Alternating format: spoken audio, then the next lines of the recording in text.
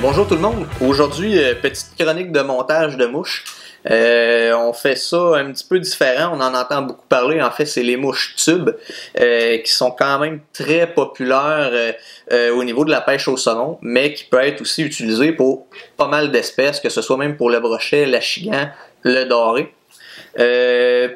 Avant de commencer sur le montage de mouches en tant que tel, je vous la présente. En fait, c'est pas quelque chose qui est très populaire. En fait, c'est une modification que j'ai faite sur une John Olin que j'ai montée en tube.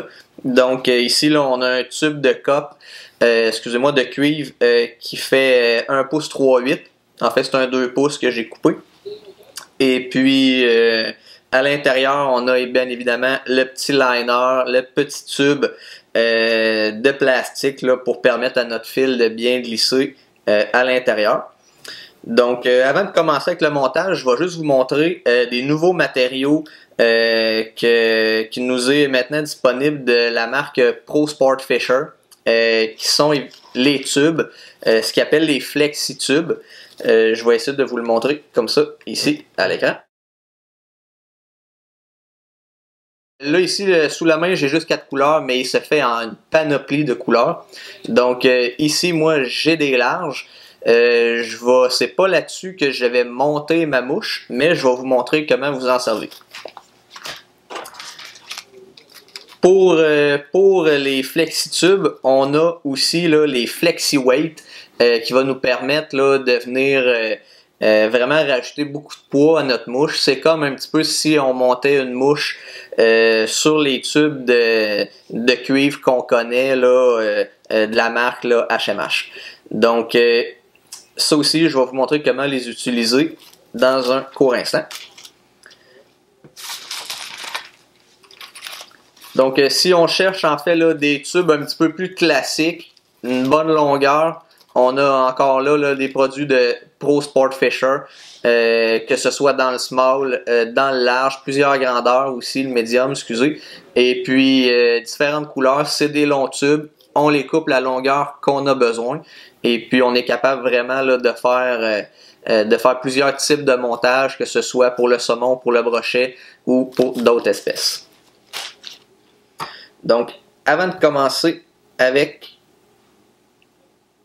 la John Olin, je vais vous montrer un petit peu aiguille Pro Sport Fisher. C'est pas ceux que moi j'utilise, mais c'est un produit qui me semble vraiment solide et puis j'hésiterai pas à monter avec sans problème. Donc, je vais juste vous montrer un petit peu le montage des flexi-tubes avec leurs aiguilles. Donc, ça va vous permettre de voir un petit peu, avant d'acheter, ça ressemble à quoi.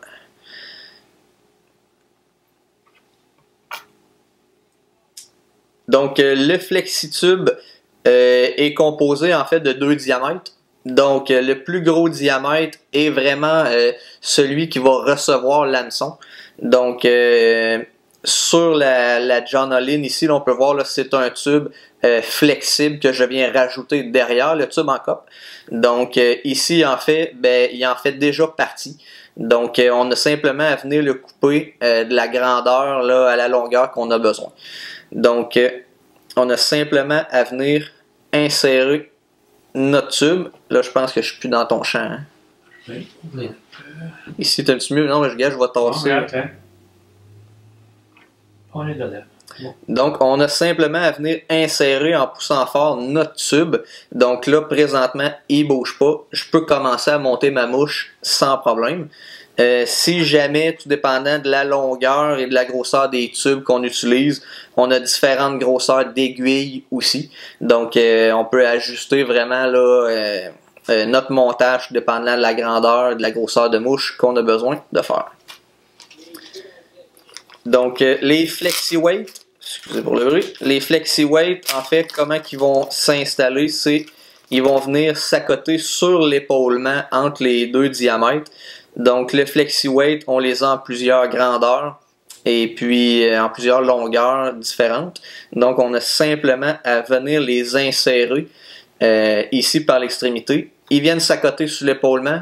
on commence à monter notre mouche, on embarque par-dessus, qui va vraiment permettre là, au tube lesté d'être emprisonné, puis il ne bougera plus de là. Donc, ce qui est important peut-être à mentionner, c'est que ces tubes-là, évidemment, c'est un tube de plastique qu'on vient rajouter un poids. Donc, à la base, on monte notre mouche sur le tube de plastique. Donc, est-ce que je m'embarquerai pas dans le dossier à savoir c'est-tu légal, c'est-tu pas légal pour la pêche au saumon au Québec? Il y a plusieurs variantes qui peuvent jouer, puis plusieurs écoles de pensée différentes à savoir si c'est toléré ou pas. Moi, personnellement, je vais vraiment le monter directement sur le tube de métal. Donc, ce qui n'est pas un ajout de poids parce qu'on monte directement dessus. Donc, à vous, en fait, de juger si vous vous embarquez là, dans un rajout de poids comme le FlexiWeight. Donc ici, j'ai un tube là, large qui est coupé à 1 pouce 3/8. C'est la longueur que moi je trouve préférentielle pour la grosseur de mouche qu'on va monter aujourd'hui. Donc ici, évidemment, on commence ça toujours là, par modifier.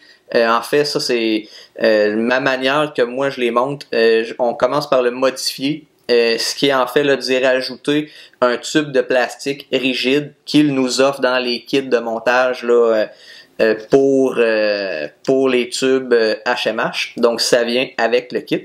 Donc en fait, je vais simplement insérer le tube rigide à l'intérieur. Je vais laisser environ moins d'un 1/8 de pouce là, dépasser de chaque côté. Ce que je vais faire, c'est que je vais venir chauffer très légèrement. On va créer un petit bourrelet pour empêcher notre tube de sortir à une extrémité. On vire ça de bord. On fait la même chose. Comme je vous dis, ça c'est ma manière de procéder. Vous pouvez procéder de la manière que vous voulez. L'important c'est qu'on aille un liner à l'intérieur. Et puis, c'est une des manières les plus solides et puis qui va glisser le moins que j'aime bien utiliser. Donc aujourd'hui, je vais utiliser une aiguille de ce style-là qui vient avec une petite plateforme là, pour insérer là, dans mon étau, dans ma mâchoire d'étau. Donc, une aiguille qui est quand même assez costaud. Donc, première étape, c'est que je viens chauffer un petit peu mon aiguille pour être capable de refaire en fait le petit trou de mon plastique là, qui s'est refermé en le chauffant. Donc, on vient simplement chauffer l'aiguille un petit peu. Je viens rentrer mon tube comme ça ici. Donc là, j'ai mes deux diamètres qui sont bien formés. Je vais réchauffer encore mon aiguille pour que quand je vais rentrer mon tube, on puisse vraiment le coincer en poussant quand même assez fort pour éviter que le tube de cuivre glisse sur sa gaine. Donc ici, là, on a un tube bien fixé, il ne bougera plus de là. Donc on est capable là, de commencer à monter la mouche. Donc première étape, j'utilise le UTC 70 deniers rouge, très basique. Je commence par recouvrir le derrière de mon tube. Je ramène ça par en avant.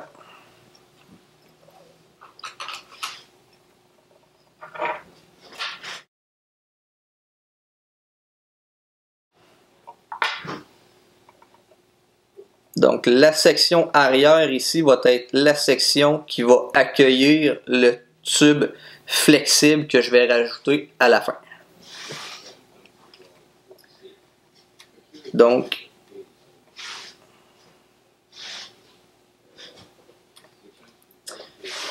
pour faire mon corps de ma mouche tube, de ma John Olin, j'utilise le Straggle String de Semperfli en couleur jaune Sunburst. Petite mention, il existe en une panoplie de couleurs au niveau de ce matériau-là. Reflète beaucoup, c'est un produit qui est UV, reflète beaucoup les rayons du soleil. J'adore travailler avec ce matériau-là, ça flash beaucoup.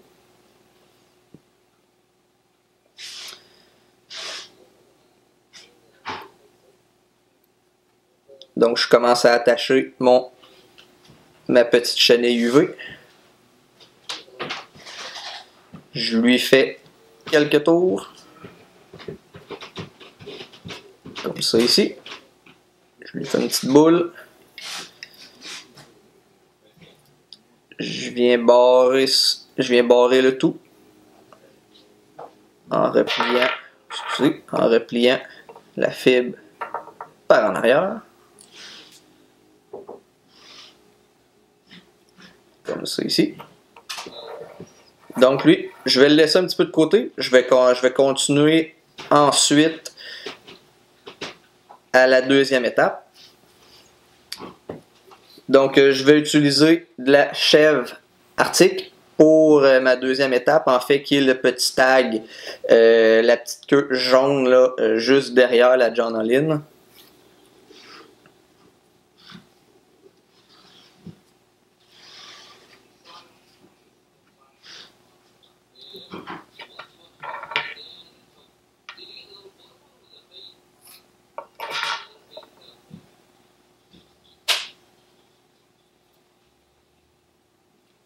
Donc, vu que j'ai beaucoup de fibres qui sont pas de la même longueur, en fait, c'est que je vais commencer par aligner plus de fibres. Donc, j'en tiens une partie, je tiens la base et je vais tirer, en fait, pour enlever les petites fibres que je vais réaligner par la suite avec les plus longues.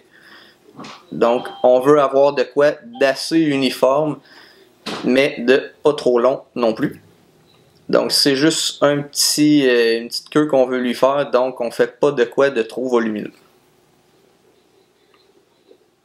Donc on met ça un petit peu à l'arrière comme ça. On vient simplement déposer notre chèvre sur le dessus, comme ça ici.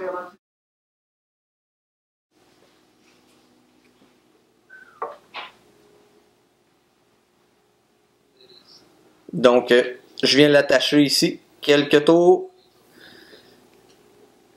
C'est un matériau qui glisse, donc il ne faut pas hésiter de serrer quand même assez fort. On vient étirer la chèvre sur une bonne longueur. Ça va nous éviter d'avoir une bosse. On peut s'en enlever d'un jambes un petit peu. Comme ça ici. On peut même lui faire un petit taper. Ça va nous éviter d'avoir une grosse démarcation au niveau du diamètre.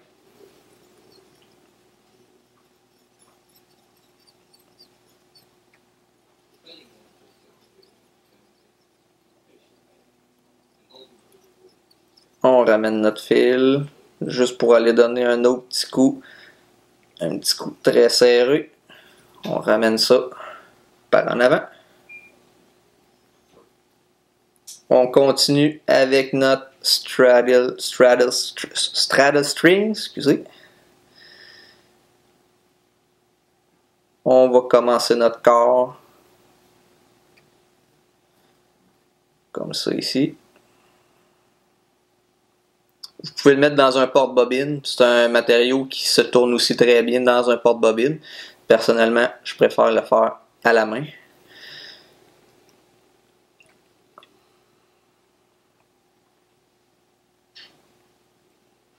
Fait des tours quand même très serrés. C'est un matériau qui est assez résistant.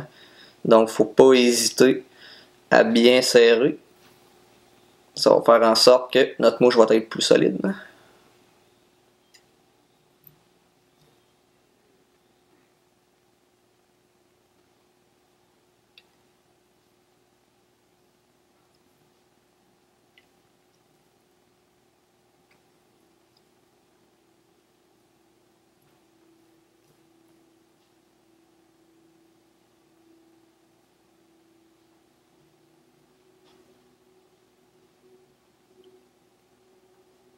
Fait que c'est comme un petit peu une micro-polar chenille UV Comme que je mentionnais, ça reflète beaucoup, ça fait une belle luminosité là, dans l'eau.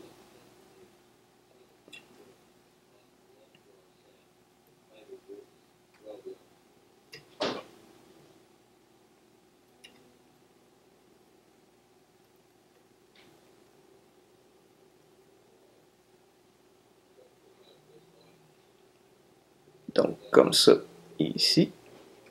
On a un beau corps uniforme, on n'a pas de bosse, ça va être très solide. On vient y barrer ça ici.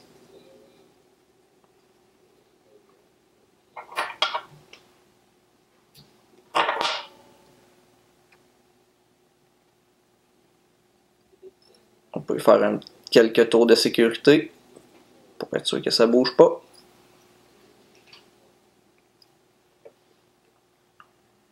Comme ça ici. Donc, seconde étape, on vient faire quelques petits brins juste pour ressortir là, un petit peu de brillant supplémentaire, un petit peu plus d'effet dans l'eau. On les voit, je ne sais pas si on va les voir à la caméra, mais j'ai mis quelques brins de flash dedans. Donc, c'est du Crinkle Mirror Flash. On n'a pas besoin d'en mettre beaucoup. Ça flash énormément. Donc, je vais lui prendre 2 petits brins. Pas plus que ça. Ben, en fait, ça reste au choix, mais moi, j'en mets juste 2.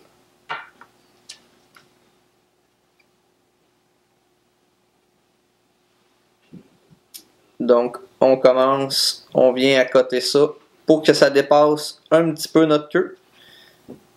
D'un petit demi-pouce, il n'y a aucun problème.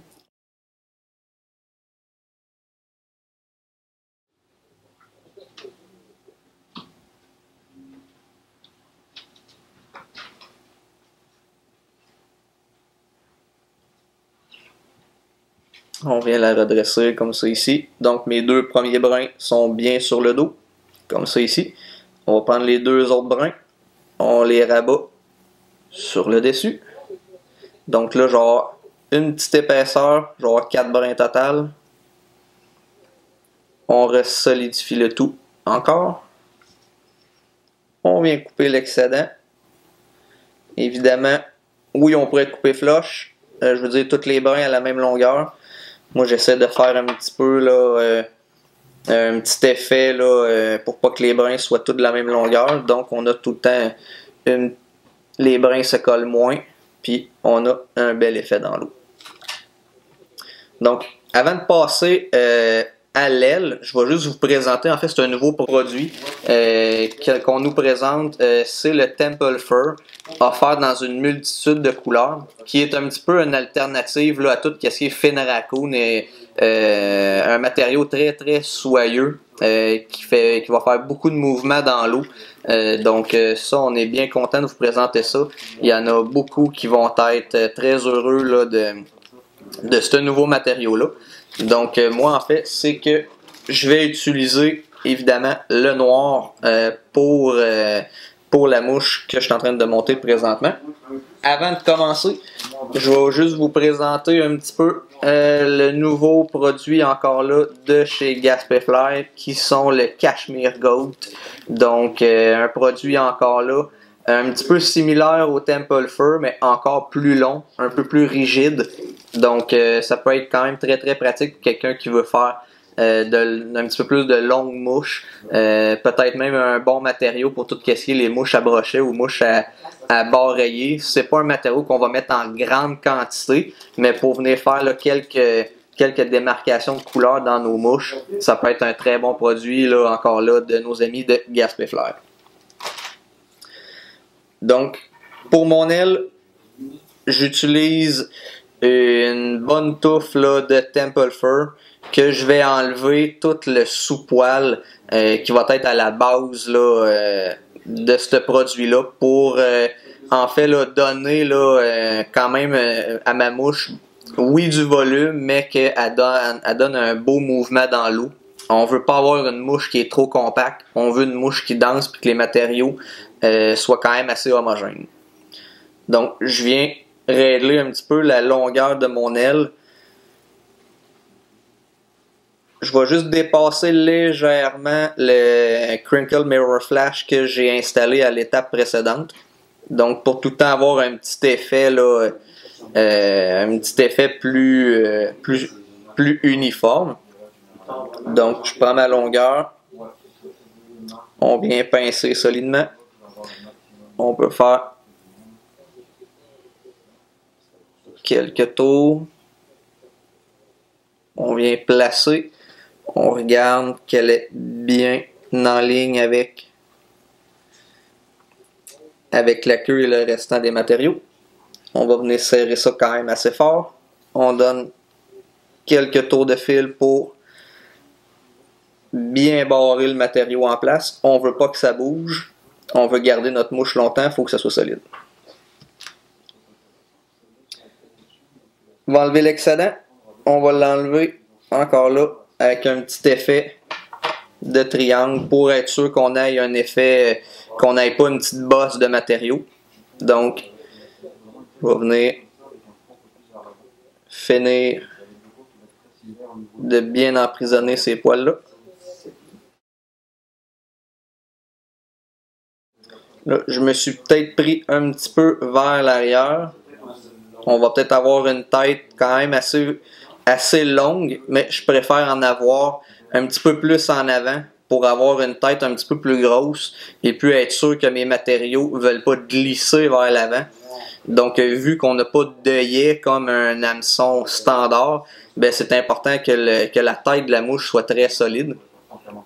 Donc, on va continuer avec la seconde étape qui va être le schlappen. Schlappen noir. Donc, fibre très longue, très souple.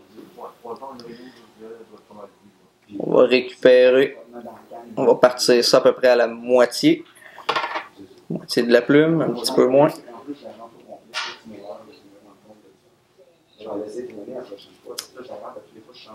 Je vais libérer un petit peu le rachis, me permettre de bien emprisonner ma plume.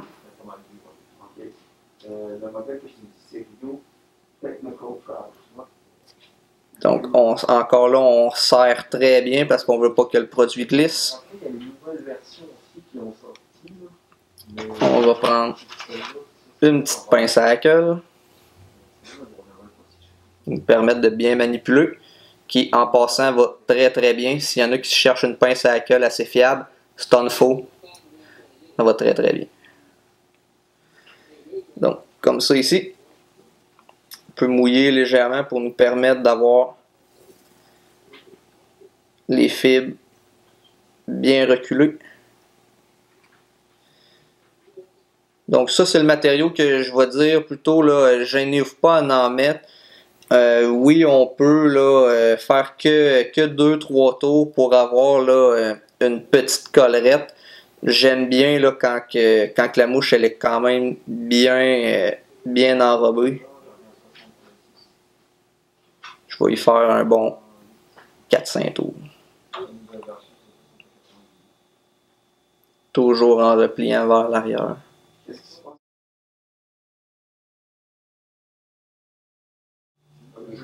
On va y en faire un petit dernier.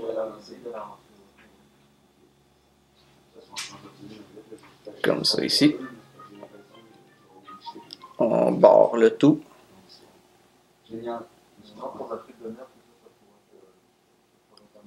Comme ça ici. Encore là, faut que ça soit bien serré, faut pas que ça glisse. On serre ça comme ça. On vient couper l'excédent.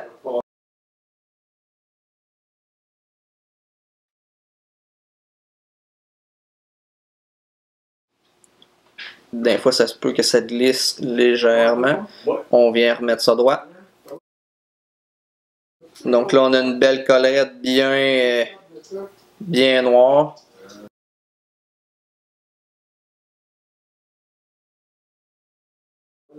Donc, dernière petite étape, on se fait une petite finition en jungle cock. Donc, 2 plumes. Pas trop grosses, mais évidemment, là, si on se la fait un petit peu plus grosse, c'est pas très grave. Donc, je vais simplement venir enlever quelques brins pour avoir un œil plus démarqué.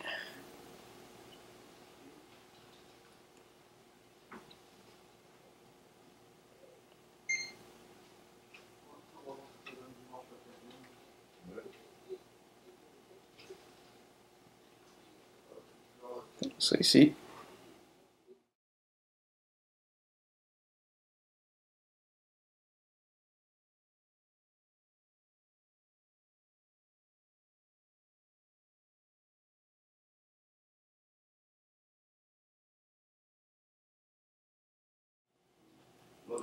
On s'en met un autre de l'autre côté.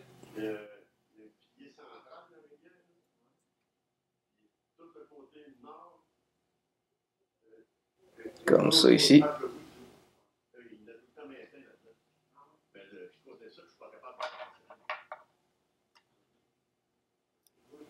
On coupe l'excédent. On vient finir notre tête flush à la fin.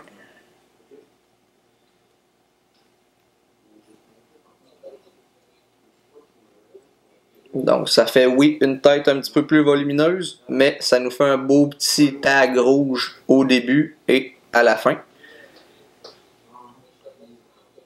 Donc, on va y faire un petit whip finish.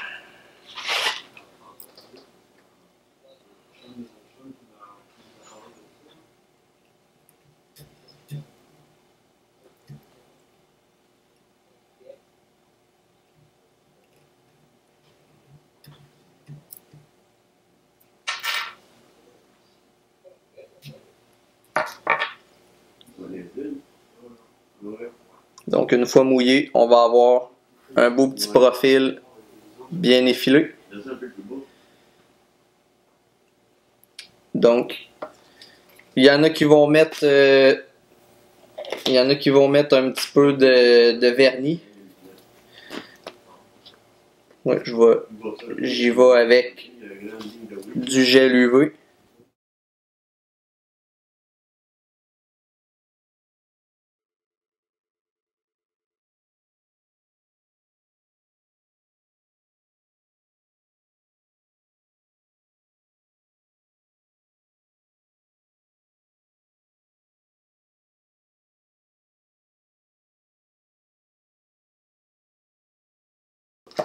Comme ça ici.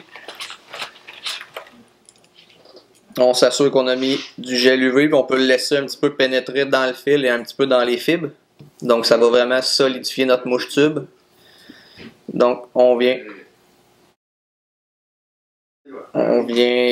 solidifier notre gel UV à l'aide d'une lampe UV, bien sûr. Quelques secondes. Voilà. Donc, dernière étape, c'est le tube flexible. On vient se couper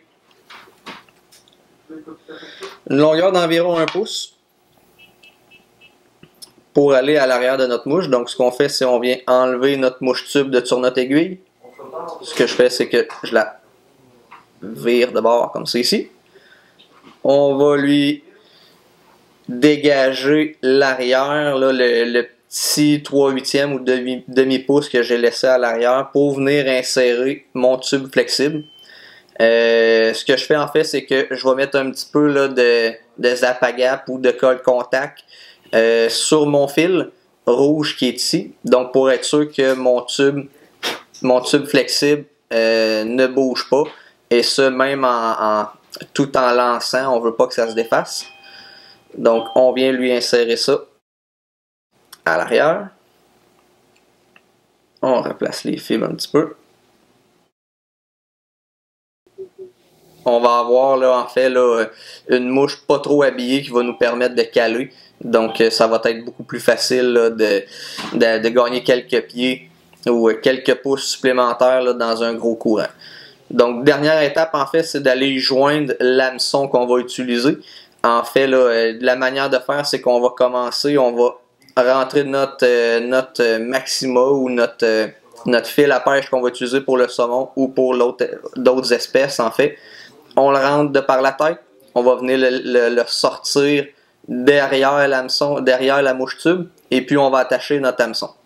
Donc pour ce type de mouche-là, j'ai 3 préférences au niveau là, des hameçons à utiliser. Donc le Partridge Stinger, qui est un hameçon très solide, que je conseille fortement. Lui, il est barbless, tout dépendant quel type de pêcheur ou de vos préférences. J'aime bien cet hameçon là. Évidemment qui se fait dans quelques grosseurs différentes. Donc, hameçon Gammarus de Arex. J'ai bien aimé le produit l'été passé. C'est un hameçon qui est très court de hampe, mais avec un gap très important. Donc pour tout ce qui est la pêche là, du mois de septembre, quand on s'affaire à jouer avec le saumon mâle qui a un bon boc, donc un bon crochet à l'avant, ben ça va nous aider en fait là, à avoir une bonne emprise là, sur le saumon. On va être sûr qu'il ne soit pas piqué juste sur le bord de la babine là, à cause de son crochet qui fait en sorte que sa gueule ne ferme pas au complet. Donc ça, c'est un hameçon. C'est pas l'hameçon le plus dur de faire, mais de par son rayon important, il en fait un hameçon là, qui est quand même là, de choix pour ces montages-là. Et puis le fameux là, 430 de Arex, qui est un hameçon très solide. Encore là, court de hampe. On va vraiment là, un matériau, un hameçon très propice là, à ce type de montage-là. Produit très solide encore de Arex. C'est Arex, c'est un petit peu plus dispendieux, mais ça vaut la peine si on veut avoir là, un hameçon de très bonne qualité. Donc, ça fait un petit peu fin, là, ça met fin un petit peu au montage d'aujourd'hui. Évidemment, c'est une mouche que j'ai improvisée l'année passée. Heureusement, il m'a donné un beau saumon là, sur la Grande Cascapédia l'été passé. Donc, je vous le conseille fortement d'essayer d'avoir des modèles un petit peu plus funky pour garnir votre coffre à mouche. Donc, si on passe vite, d'autres modèles qu'on pourrait faire encore là sur le même type de montage, comme qu'on peut voir ici avec l'hameçon Gammarus. Des espèces, des modèles de leech qui sont très populaires aussi là, pour la pêche, soit d'achigan, doré, saumon, début et fin de saison. Donc des mouches qui sont assez volumineuses, pas trop. Faut que ça danse, faut que ça aille beaucoup de mouvement. Encore là, un petit modèle là, un petit peu plus flash au niveau là, de celle-ci, plus dans le orangé. Et puis un petit peu plus, encore un petit peu plus funky dans le mauve. Donc une mouche encore là qui est très homogène. Donc beaucoup de mouvement encore là au niveau de ce type de montage là. Allez votre imagination, laissez aller votre imagination. Vous allez avoir de belles surprises. Merci, bonjour.